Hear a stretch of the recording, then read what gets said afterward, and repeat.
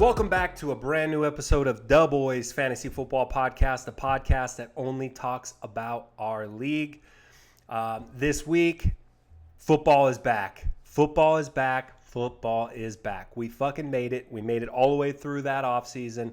Fantasy football drafts are over. Everyone's got their teams. Now it's just time to sit down and enjoy our games. This week on the show, episode 35, I will be doing the preseason rankings. I've got some of the familiar segments. We've got Vibe Check, just where I'm very much just trying to figure out what the vibe is each week. Not just myself, but where are we at in the league? Where does it stand? Is it time to make trades? Whatever that is, that's what Vibe Check is about. BP's Complaining Corner is a time where I just tend to just go in on something and complain about something. And most of the time it's my team. As the guy with the podcast, I'm going to find a way to talk about my team at any chance I get. This segment is for that. And then Gossip is back. Gossip, where we talk about anything that may be gossip related.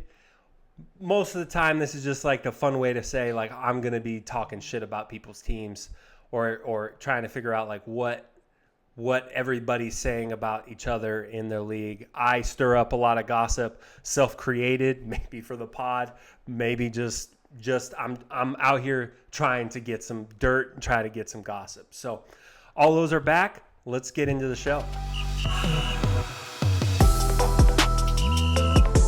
All right, Vibe Check. Week 1 has started. Thursday night football. We have Ravens versus the Chiefs.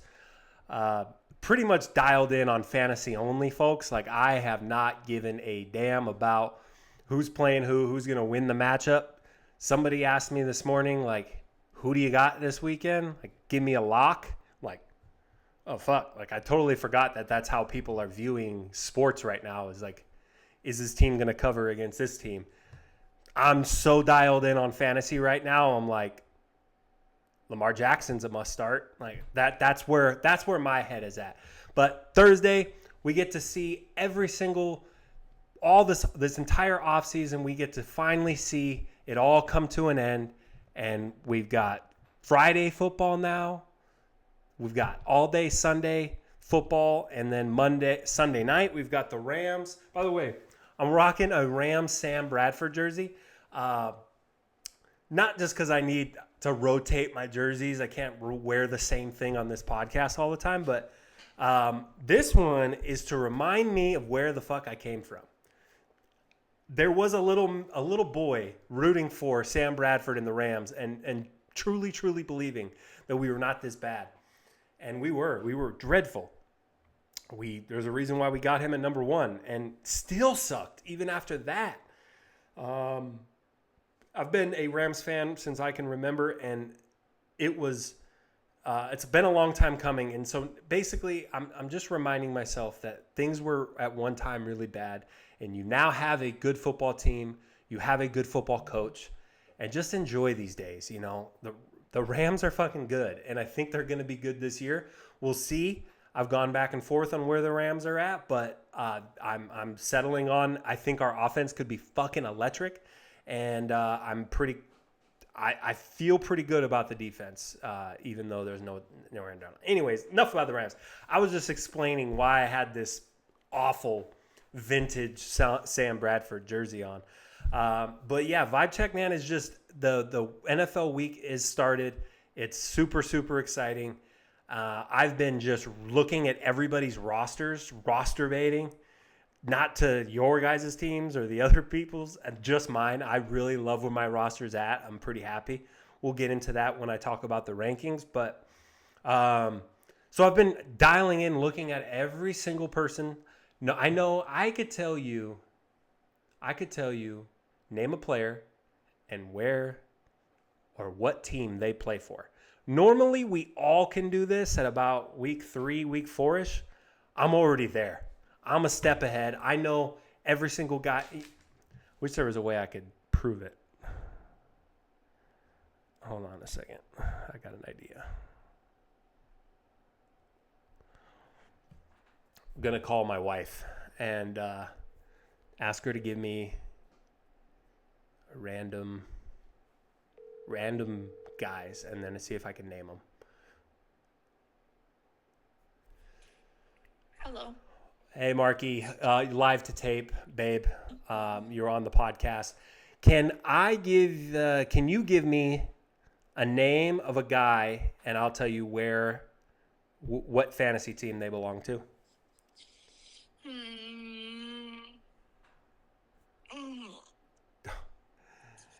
Please get this. It's live.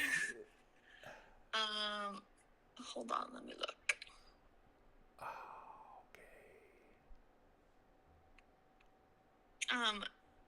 Keenan Allen. Keenan Allen is on Adam Thompson, Augie's team.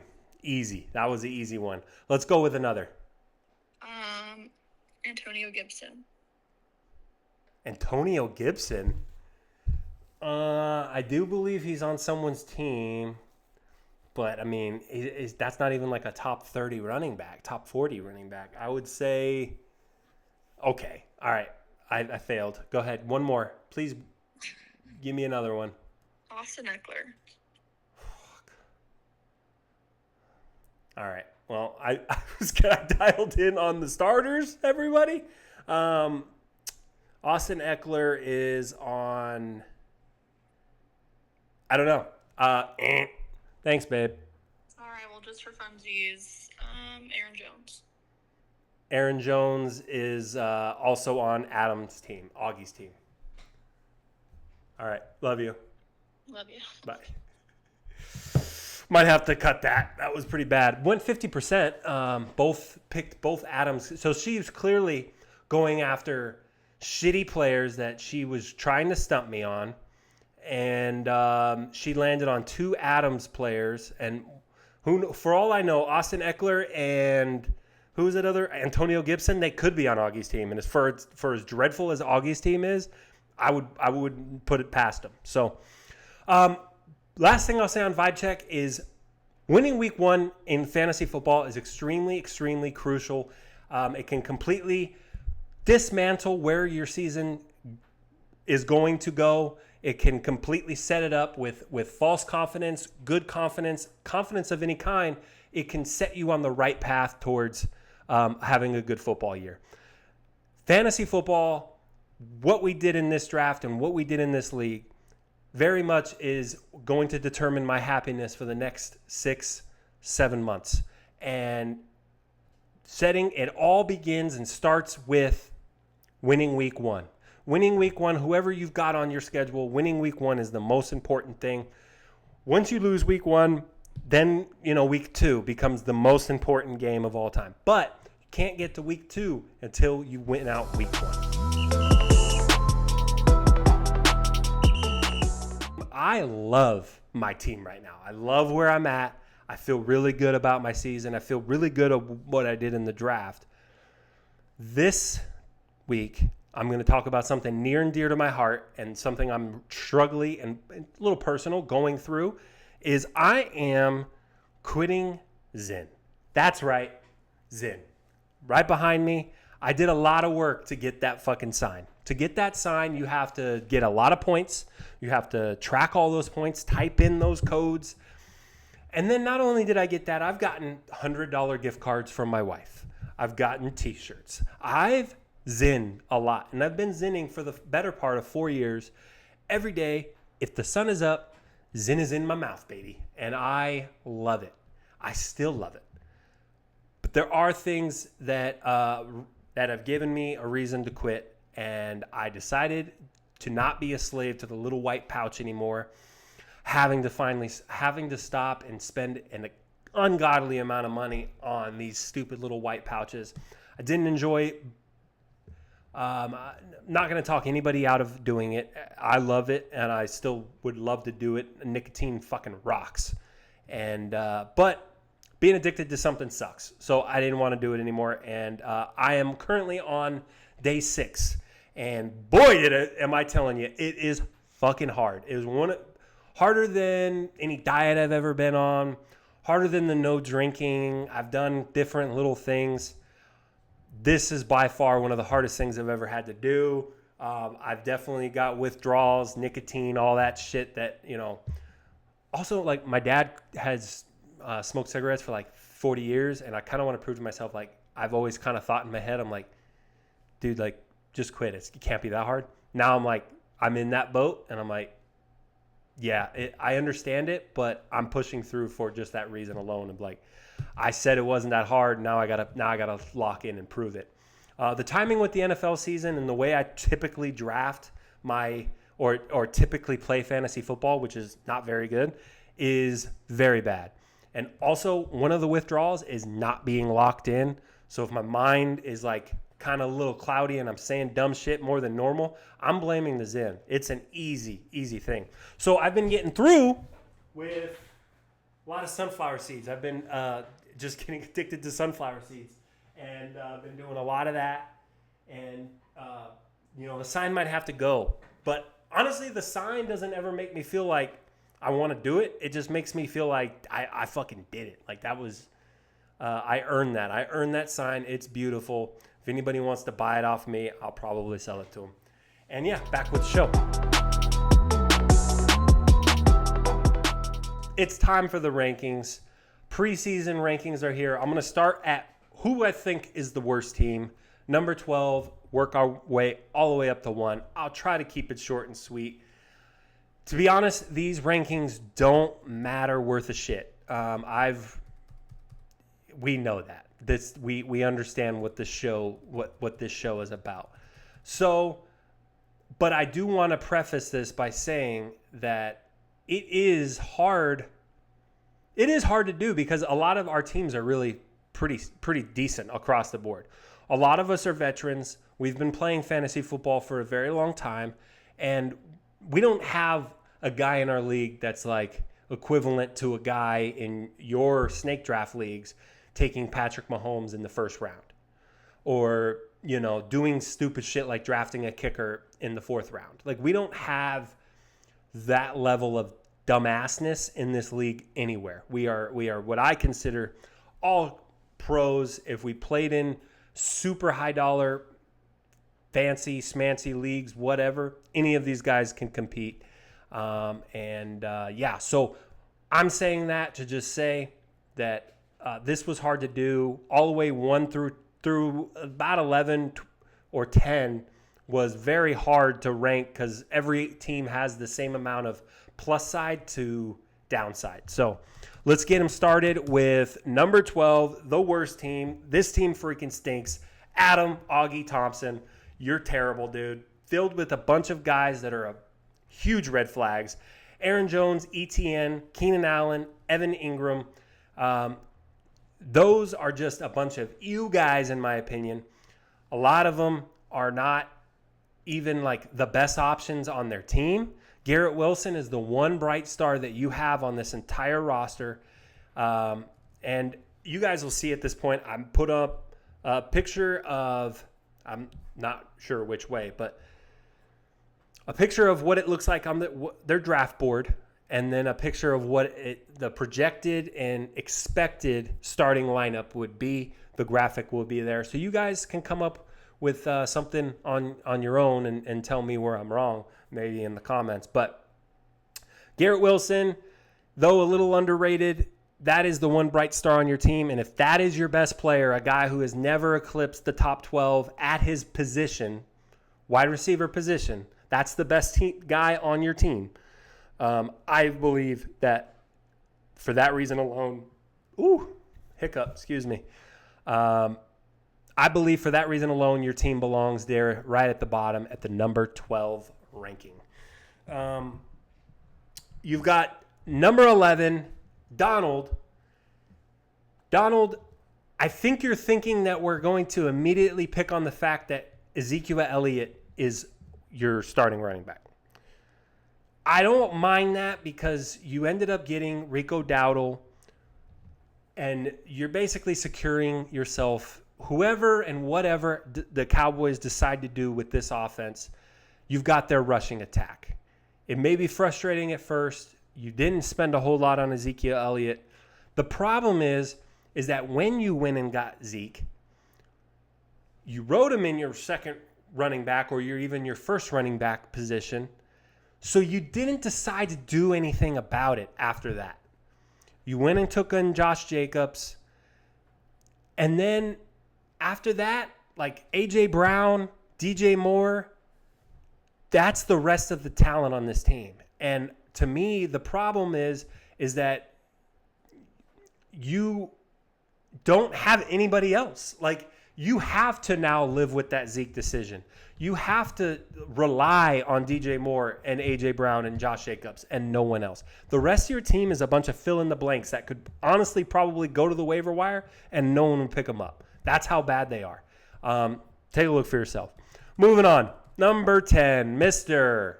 Loaded at wide receiver. It feels like it's the most volatile roster we've got.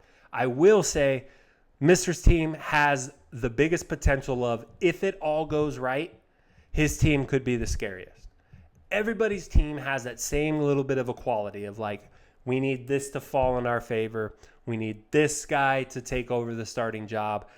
We'll be okay. Everyone's got a little bit of a thing. Mr.'s team more so than anybody. Marvin Harrison, not a guarantee whatsoever for that to work out. Yes, he was a stud in college. He's been a stud at every level he's ever played at. But it's not like Kyler Murray's never had a top receiver to throw to before. And he's never carried a fantasy receiver that's been great. D-Hop has been kind of whatever as a fantasy option when he was with them. I just look at it like everybody's assuming that Money Marv is going to be, without a doubt, the guy being drafted as, you know, I mean, look what he went for in our league. I think everyone needs to maybe remember the fact that he is a rookie and we need to possibly pump the brakes there. With that being said, I like him. Also, Tank Dell, we talked a lot on here about what are the Texans going to do, who's going to be their number one option, and the wide receiver. Tank Dell falls into that category too, and Mr. requires him to be good for his team to be good. Travis Kelce, you've heard what I said there. Anthony Richardson. You know, I tend to walk myself back when I go after Mr.'s guys like I did with Travis last week, but this just feels like if everything goes right, it's great. If it doesn't, then it's very bad because his running backs are awful. There's literally nothing else other than these big boom or bust guys, and I'm just a little worried. And for that reason, I've got him at 10. Number 9, Dakota. Running backs feel like they're holding this team back a little bit. I do love the duo. In fact, the trio of CD, Cooper Kupp, and Brandon Ayuk. The running backs are solid, though. It's tough to really hate on them. Mixon and DeAndre Swift, veterans in the league, both going to be on pretty potent offenses, and both play their role with a solidified backup role coming in to kind of spell them and keep them fresh, keep them healthy. I think this team's going to be all right. 9 is a little low. It probably could be higher. But when I look at what he did, what this roster possesses that other ones don't, I'm missing a little bit more juice out of the running back position. And in fact, the quarterback position, I'm not real stoked about either.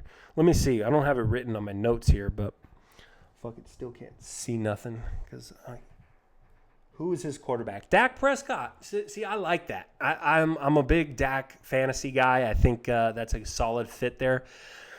Yeah, I think if I automatically, I'll have to see where I feel about talking about these other ones. But off the rip, I kind of believe I got him a little low. Number 8, Braden. Took a lot of shit at the draft. He sat for 3 hours without getting to draft a single guy because he spent all of his money on his starting roster. His entire bench is laughable, but he was waiting on $1 guys. And if you're waiting on $1 guys, you're waiting a long time. But the starting roster is pretty solid. You know, you've got Rashad, you've got Jared Cook. Why do I always say that? You've got James Cook, Rashad, Josh Allen at quarterback, Amon-Ra, his big spender guy, Nico Collins, Malik Neighbors. I think he's got enough to lean on when it's early that he's able to win fantasy games with just those guys alone. Sure, a lot of them have a little bit of downside to them, but the starting lineup itself doesn't have the big question mark where it's like, how am I going to put up fantasy points at all? I think he'll be able to do that right away. He'll be making trades, and we'll see how this team does. So I think 8's fair. 7. Jared is a team with 3 stud running backs. He's got Saquon Barkley, Jahmyr Gibbs, Kenneth Walker. That alone, you're like, wow, this guy's absolutely stacked at running back. What did he do at wide receiver? This team's got to be all time. Well, the answer is Christian Kirk and Calvin Ridley. Both of those guys were the most hyped up guys in the 2023 season. Those guys were getting so much hype. And I feel like Jared fully came in with those guys' rankings, with those last year rankings, and still drafted them based on last year's rankings. Ridley and Christian Kirk being your number 1 and number 2 wide receiver is scary, but I do believe that the pairing of CJ Stroud and Kyle Pitts allows me to rank it higher than the previous 5 teams. I think solid all around. It's definitely not a bad team, and it's definitely going to be a team that can make moves and compete with the best of them this year. Tyler, 3 deep options at running back. Kyron, Ramondre, Devon Achane, kind of just like what I said and why I ranked Jared's team where it was. But I think he's got the better wide receiver duo with Debo and Devontae. I think they're consistent enough, and then they have these boom games where they can really just be like, Debo is him. Devontae deserves to be a number 1. Whatever the case may be, those guys have done it, and they can do it. Laporta's on his tight end. I think if you're just looking at Tyler's team versus Jared's team, I would take Tyler's team because Kyron and Devon Achane alone, they've got the most hype this year, where I think both of them can finish at like insane RB numbers. Kyron Williams, I'm very biased, obviously, as a Rams fan, but there's no reason why this guy isn't going to be the stud that we're promised. He was a fucking dog last year. We have the best offensive line in the league this year. I think Kyron could be the number 1 rusher in the league.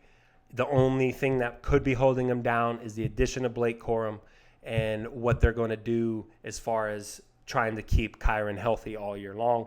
Devon Achane is in the same boat where this guy is ready to take over. It's just a matter of, is he going to stay healthy, and are they ready to fully move on and make this a one running back backfield? Kyler at quarterback. I think there's a lot to be happy about with Tyler's team, and honestly, I'm talking myself into thinking they should be higher. But I'm not going to say that he's higher than the next team. Next team is me. Required to be here. I'm required to put myself down at number 5 for credibility. If it was up to me, I'm the best team. Breece Hall is going to have the best year out of any fantasy player. Zamir White isn't great. I get it. But the 3 options that I have at wide receiver, Puka Nacua, Stephon Diggs, T. Higgins, they all have major bust. See, I do this. I start where I'm talking myself. I'm trying to convince you guys that I'm great or that my point is correct. And then mid-sentence, I start to feel a little bit of like, all right, but talk about the other side. And then I talk about the other side, and then I convince myself that I'm wrong. No, fuck that. My team is good. And Zamir White was a bit of a league winner last year, and he finished strong. The problem is his attributes aren't great. And I see I'm doing it again. But I gotta talk about both sides. Zamir White being at my number 2 spot is a fucking problem, and I agree with that. But I'm gonna have to lean on some of the bench guys. I think I can carry myself in the rest of my roster. Zamir White might not be what I think he's gonna be, but he is a starter in an offense with a pretty semi-good offensive line at the Raiders. I think we could be okay. And then, if I'm being honest, me taking Diggs and Higgins are both guys that I'm extremely hard on. And I've said a lot of mean things about Higgins and Stephon Diggs being divas and not who they think they are themselves. But this is where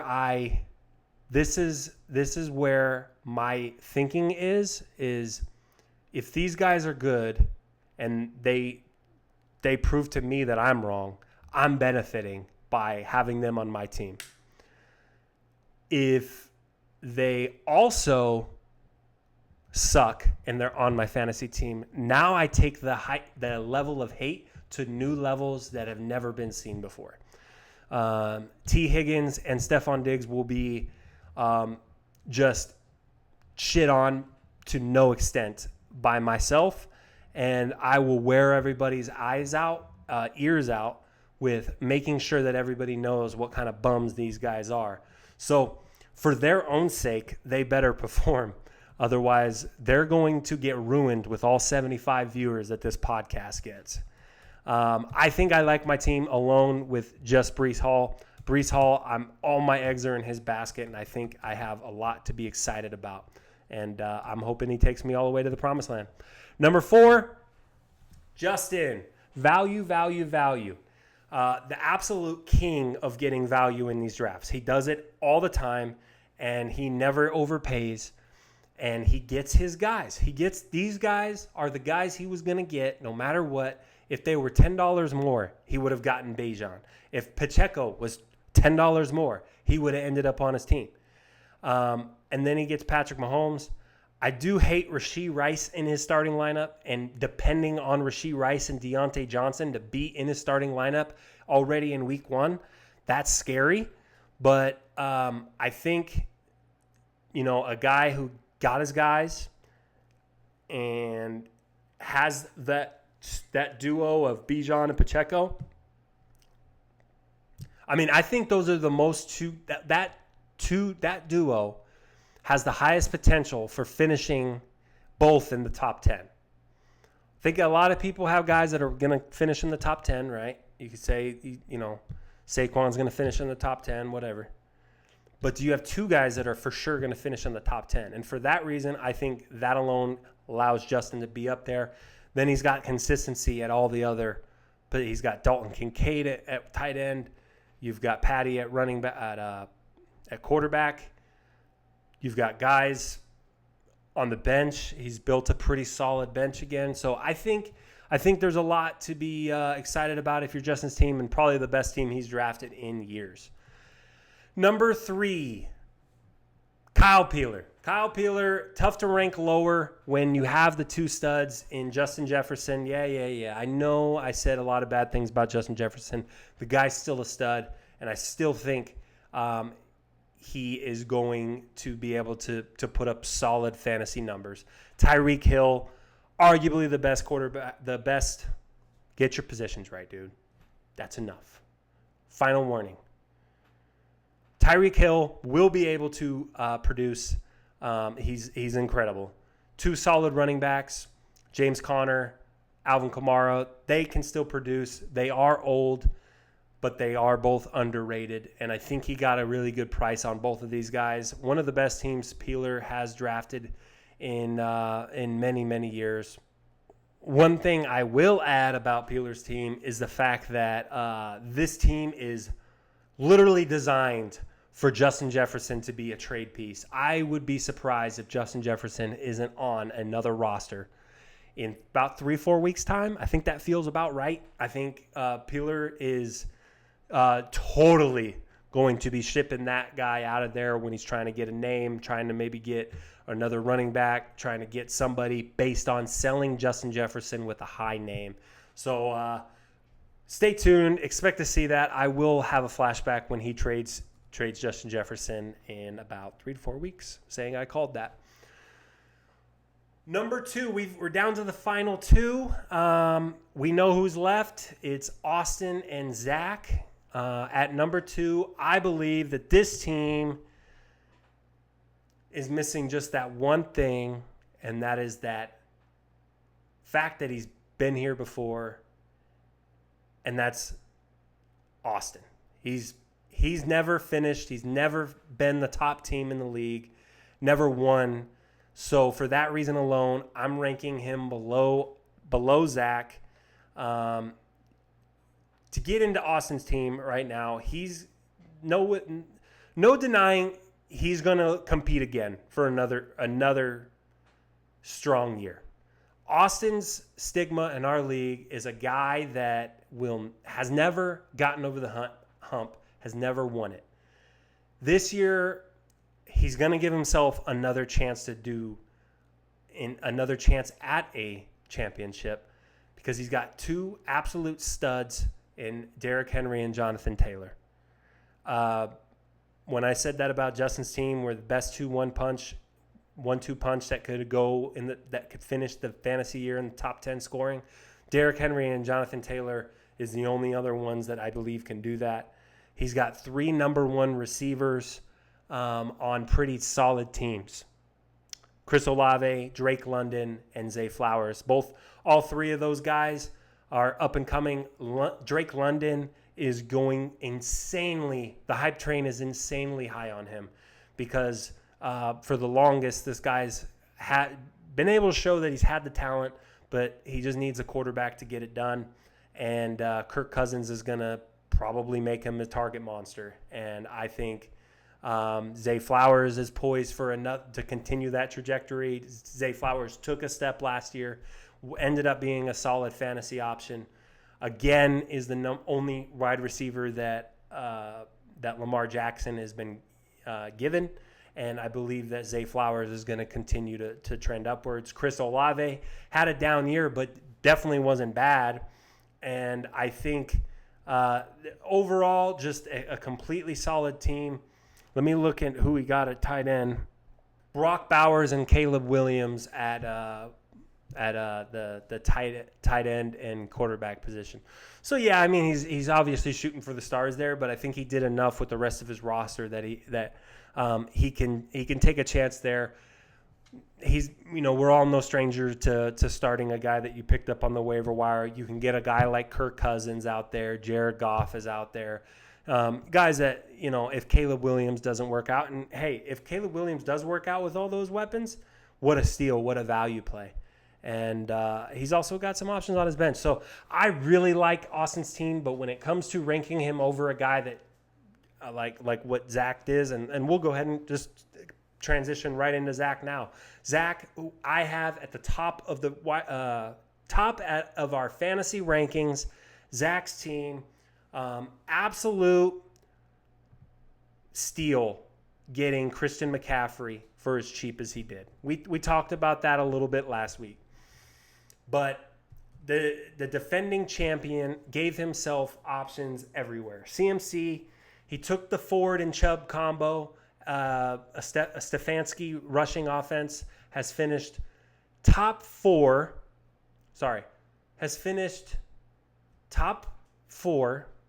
in the last 4 years. That's confusing. Of rushing offenses. Stefanski is an absolute dog when it comes to figuring out schemes to run the ball. And Zach got that on his team, whether it's Ford, whether it's Nick Chubb. He's got whoever it's going to be his on his running back lineup. He's also got David Montgomery, who was a fantasy stud last year. A little bit of a touchdown vulture, but without a doubt, a guy that you can definitely plug in at a flex, expect on 10 to 15 points, and if he scores more, you're getting 20s in the plus. You've got Lamar Jackson. You've got George Kittle. George Kittle, a little bit down fantasy-wise, but honestly should be a pretty solid team all year long. And I didn't even talk about the receivers yet. Devontae Adams, Mike Evans. Tough to deny that those guys are legends. Aren't legends. and Devontae Adams. I mean, that guy is so good. He's easily maybe the best wide receiver in the game if he has a top quarterback. He doesn't have a top quarterback, but he has proven, just like a lot of other guys, that he can get it done without one. And he does lay a lot of stinkers. So we'll have to see on Devontae Adams. Mike Evans, on the other hand, no matter what, is producing. That guy produces fantasy points. He produces real life points. He's insane. Without a doubt, a guy that I need to start respecting more, and I've said a lot of mean things about. So yeah, I think taking Zach's team, the reason why I rank him over the rest of ours, he's a defending champion. He's rebuilt into a solid team. You got to give him the credit. Got to have him start at number 1. You know, when Alabama won a national championship and they come back and reload with a different roster, guess what? You still put him at number 1 because they's the reigning champ. They didn't prove that they got any worse. So we'll see how it goes once the season plays out. But Zach is your number 1 ranked fantasy team going into week 1. Well, that's all I have for everyone. I hope you enjoyed the rankings. Again, they don't matter worth a shit, but let's go ahead and start this year off right. Everyone win week 1. It's going to be impossible. So for the guys that lose this week, I've got a special spot for you in BP's complaining corner. I certainly understand how it feels. I haven't won week 1 in about 4 years. So we'll see how it goes. Good luck. See you guys next week.